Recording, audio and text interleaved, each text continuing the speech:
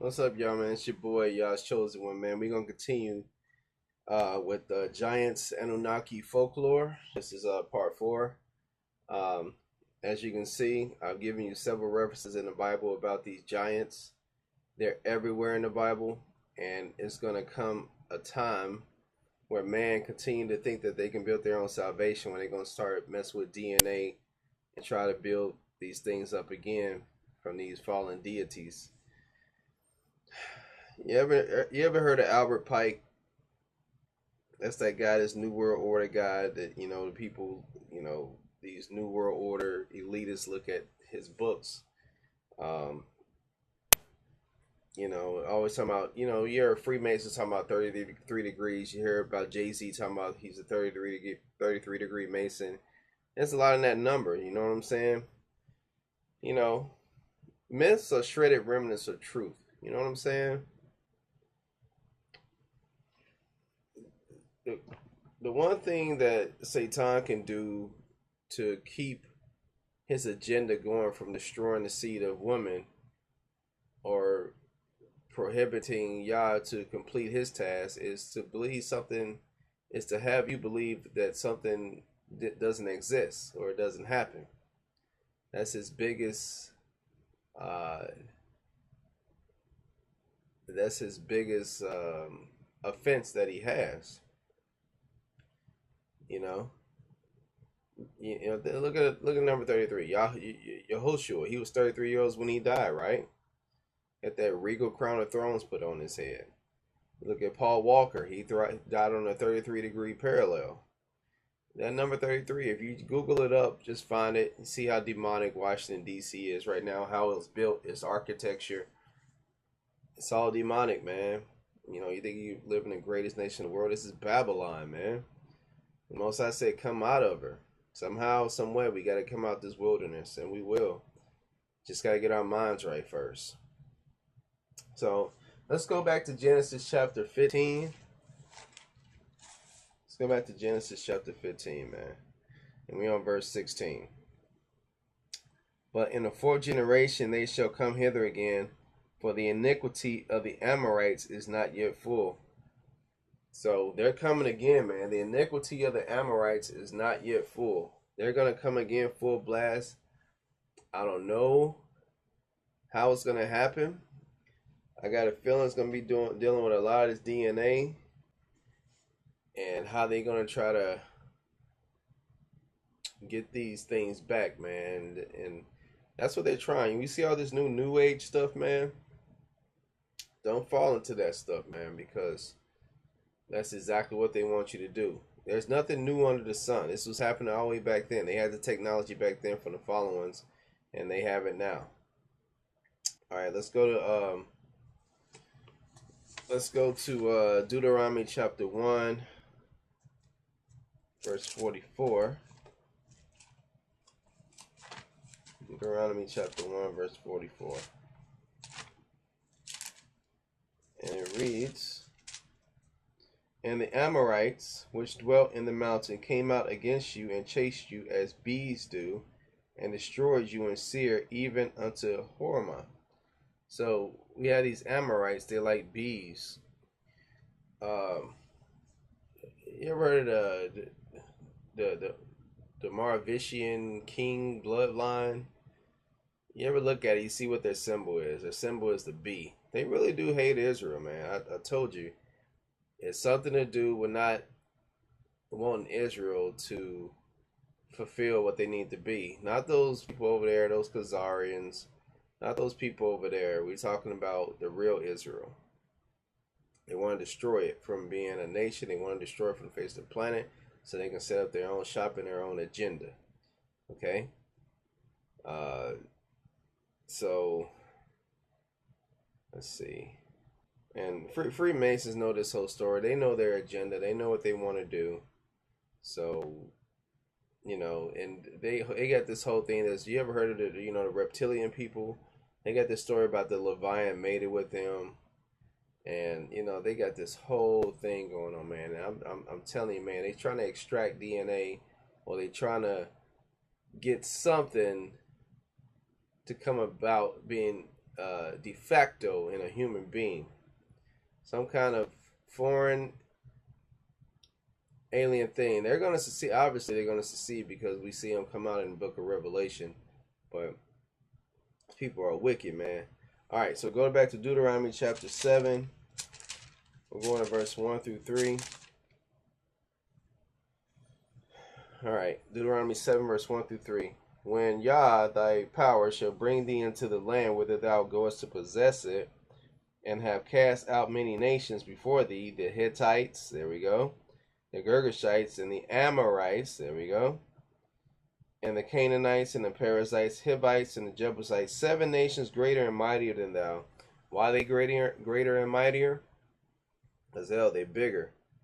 They're bigger. They got the technology of these fallen angels, and that's why they're mightier. And when Yah thy power shall deliver them before thee, thou shalt smite them and utterly destroy them. Thou shalt make no covenant with them, no show mercy unto them. Neither shalt thou make marriages with them. Thy daughter thou shalt not give unto his son, nor his daughter shalt thou take unto thy son. Why does the Most High want them destroying them utterly? Because he don't want them to mix, man. Their seed is tainted.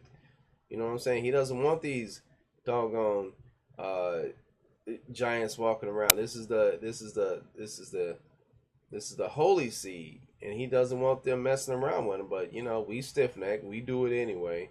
There are some idiots that end up doing it anyway, and the Most High hated that. So and things happen. But there's a reason. I was like, well, how can y'all do that, man? He wiped out the world with a flood once, man, for this same reason. These people aren't really people. They're giants. Let's go to Deuteronomy chapter 20. So we have celestial meeting terrestrial.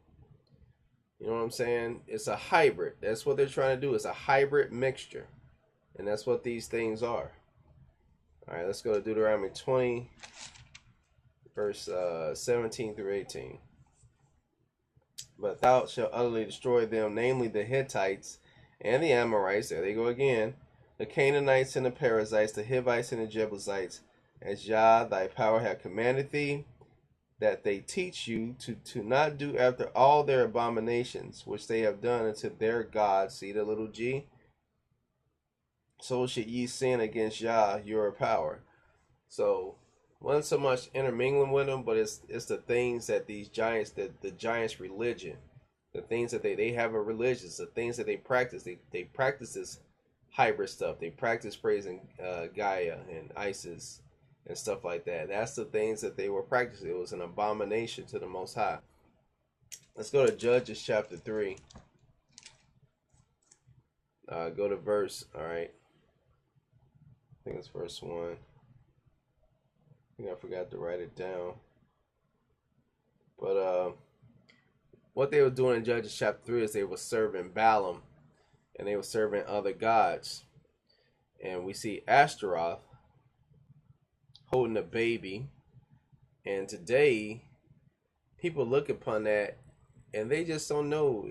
Through generation to generation, people think that's Mary holding baby Jesus. That's not it, man. That's not it, man. That's Ashtaroth, man, with many different names. It could be Isis holding Osiris. I mean, it could be Isis holding her baby. It could be Ashtaroth holding her baby. It could be what is it? Semiramis holding Tammuz, or I forgot what it was. That hasn't changed, man. That, first of all, the Most High told you don't worship idols and things of stone and wood. He told you don't do that stuff, man. That's wrong. And that's what you do when you see, oh, that's the Virgin Mary. And why you worshiping idols like that, man? You don't even know what you worshiping, man. It's just crazy. All right. So Deuteronomy 20. Where am I at? Oh, my bad. Did I go over something? Wait a minute. Deuteronomy 20, verse 17 through 18. I forgot to say that, you know, they destroyed them, but he told them not to practice their religion because they was worshiping Ashtaroth and Dagon.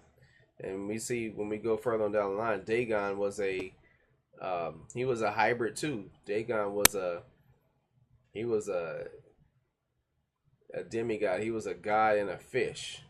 He's kind of like a mermaid type, like Poseidon. I would say he was kind of like Poseidon. Judges chapter 3, we already went over that. Those people over there, they have their Kabbalah, and that's total sorcery. So those people over there saying that these Jews, man, they got it coming to them, man. They got it coming to them hard because they stole our identity, first of all, and now they're still not identity to do evil, wicked things. So they got it coming to them bad. All right, so we go to Joshua chapter 10. Joshua chapter 10, verse 5. All right, Joshua chapter 10, verse 5. Therefore the 5 kings of the Amorites, the king of Jerusalem, the king of Hebron, the king of Jarmuth, the king of Lachish, the king of Eglon, gathered themselves together and went up, they and all their hosts, and encamped before Gibeon and made war against it. Yes, there were giants even in Jerusalem at that time. Yes, the Holy Land. There was giants even there. There was in Gibeon or Geber. Even Gibeon is like Geber, even the land of Geber. You go to verse 16 through 18. It says, wait a minute.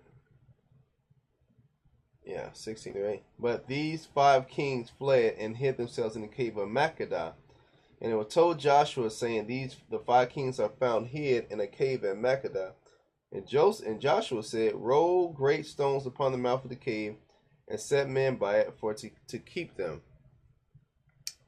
So Joshua rolled a stone over this cave, and and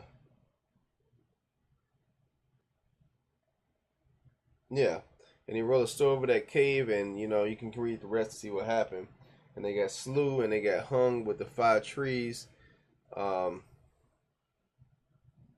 So I think it's Revelation chapter 9, I think, when it mentions they came out of the pit. Those 5 demons will come out of the pit again. Their soul, their spirits, their flesh was messed up, but they'll come out again. You go to Joshua chapter 10, verse 22 through 25, and it reads, Then said Joshua, open the mouth of the cave, and bring out those 5 kings unto me out of the cave. And they did so, and brought forth those 5 kings unto him out of the cave, and the king of Jerusalem, the king of Hebron, the king of Jarmuth, the king of Lachish, and the king of Eglon.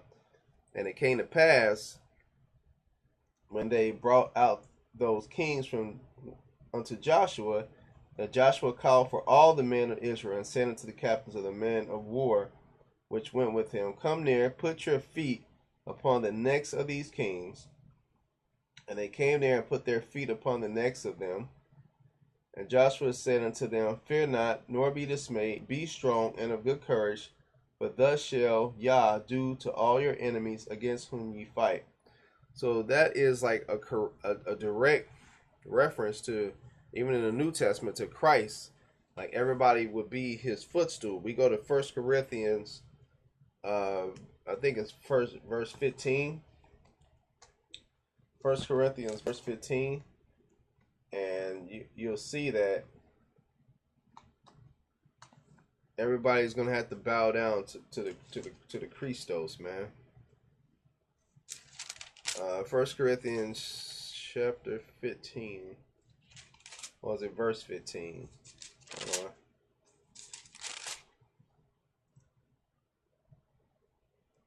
Yeah, I think it's chapter 15. I didn't write it down, but Christ must reign. All his enemies going to have to put, what it boils down to is that when Christ started his reign, all the enemies got to be put under his feet. You know what I'm saying? Let's go back to the book of Joshua. We're on chapter 10, verse 26. I've gone a little bit over. This will be the last thing I say on this video. Chapter 10, verse 26. And afterward Joshua smote them and slew them and hanged them on 5 trees, and they were hanging upon the trees until the evening. He hanged all 5 of them. You know, Christ was pierced 5 times. You know what I'm saying? Verse 26. Oh yeah, that's what it was. So how many times was Christ pierced? 5 times. That's a little person. I mean, just a little symbolism there. You know, the thing is, like I said, the name of these videos is, you know, about the giants. You know, the Anunnaki and folklore, where they all came from, and that they're real, man. It's real. I've got a long way to go. It's probably gonna be the last one I do tonight, and I'll, you know, continue tomorrow. Getting a little sleepy, but I'll continue tomorrow on them. Hey, study to show thyself approved each and every day, because Yah is strong and the word is strong. And do not let anybody deceive you, brother. All right? All right. Shalom.